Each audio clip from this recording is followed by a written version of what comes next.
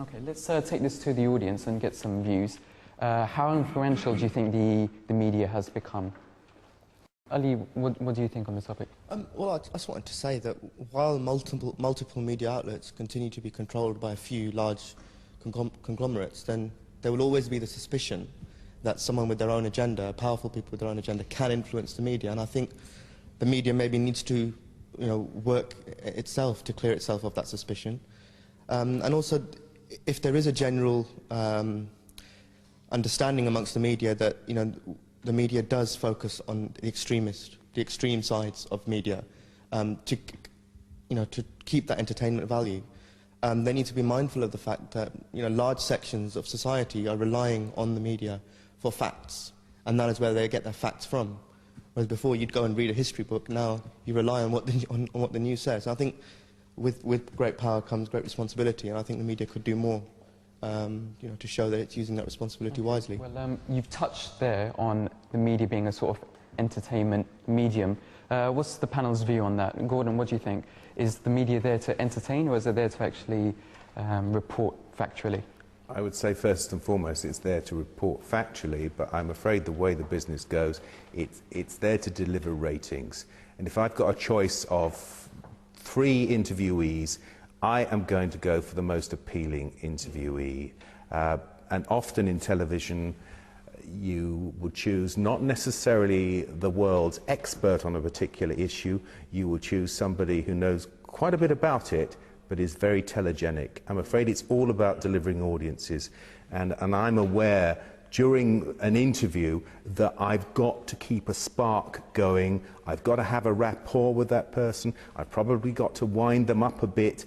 There has got to be entertainment value. And if I I never set out to have an argument with an interviewee, but arguments work terribly well on television because they're terribly dramatic, but nothing comes out of them. It's a complete and utter waste of time, but it's entertaining. So, Robin, how do you think the media has evolved over the last, say, 10 or 20 years? Well, I think they do need to entertain the audience, and the reason I say that is because there is now so much competition from other areas, and the public are now split between the internet, between video games.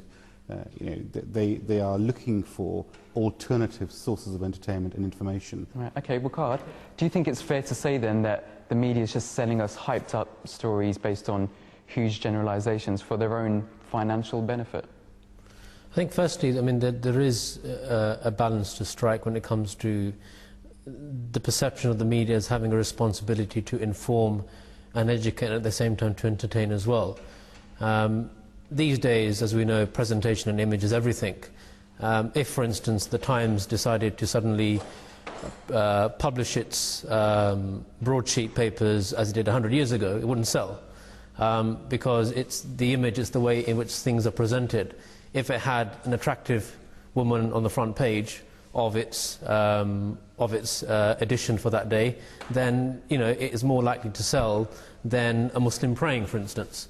It's just the way in which it will play on what it knows society wants as well. Okay. It almost creates that desire amongst people to expect something, whereas it's actually, as has been mentioned earlier, there are forces at work which almost try and create that impression that this is what you want, this is why we're supplying it to you.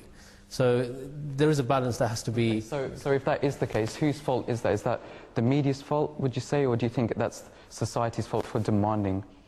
I think that fundamentally it is the media which is trying to, as Gordon quite rightly said, trying to get those ratings.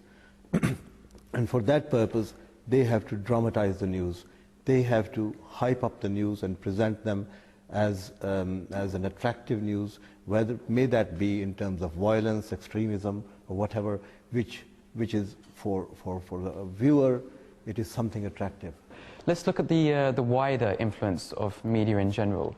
Robin, what do you think in terms of when stories are being reported? Aren't there already the editorial guidelines to stop this sort of bias coming through? There are editorial guidelines. However, I was saying earlier to the panel that every journalist approaches an issue from a subjective viewpoint. I mean, we all have our own views, we all make assumptions. I do it, you do it, everyone does it. journalists are no different to us. They make assumptions about the story beforehand. Now, a good journalist will say, you know, I'm going to challenge my own assumptions as well. So I'm going to get opposing points of view.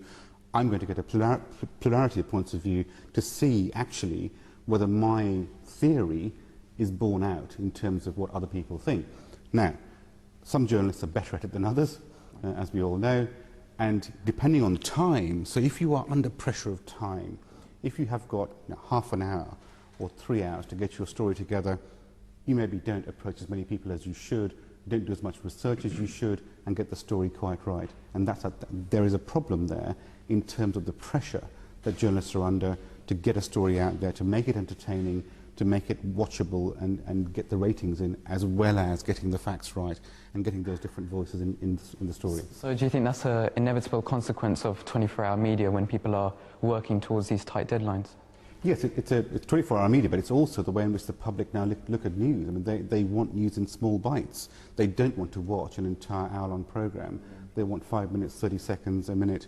They're looking at their smartphones to check out what's happening on the internet. So it's little bits of news, and I think that puts a pressure on all journalists, both written journalists and broadcast journalists, to summarise the news in very, very small chunks of in 15-word sentences. And that doesn't allow for detail or different points of view. You know, people want that little summary, and that's what they take away with them. Okay, so based on your experience, how can people use that to put their view across through in the media? Well, I think my job has been to advise government ministers, to advise the heads of organisations, to say, how do we get our message across in the media? And part of what you do is to try and to encapsulate your key message in those 15 words, and then give that to the journalists and say, there you go, this is what we're saying. And because it's written in such a short form of words, they will, generally speaking, take that and use it. So the soundbite in news journalism is very, very important. I can't stress how important it is. And a good soundbite will get the message across much quicker than a much longer article or a form of Okay, let me, Ricardo, you wanted to say something? I was just going to share, developing further the point that Robin's just made about sound bites and crisp, short, succinct messages that need to go out very quickly. I remember when I first started out in journalism, I was working with an independent news group, and one of my first assignments was to go along with another more experienced reporter to a court case which involved a Bangladeshi man. This was in Birmingham in 2002. Who had been suspected of plotting a bomb attack on Britain.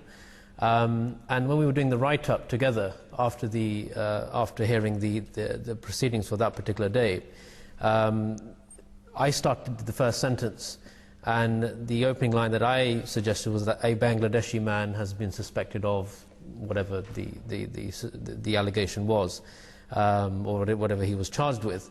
And my colleague had said, well, change Bangladeshi to Muslim. I said, why? And he said, well, it will sell. And that was the honest answer that he gave. I said, why would you want to emphasize the fact that he is of a particular religion? Why is it not enough to call him a Bangladeshi? And he said, he actually shrugged his shoulders at that. He said, this is the world we live in.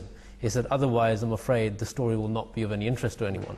So unfortunately, that is the reality that we face. Okay, so let's move to the audience. So if this is the state of the media at the moment, how do we fish through these stories to find out the actual real truth in these? Yeah.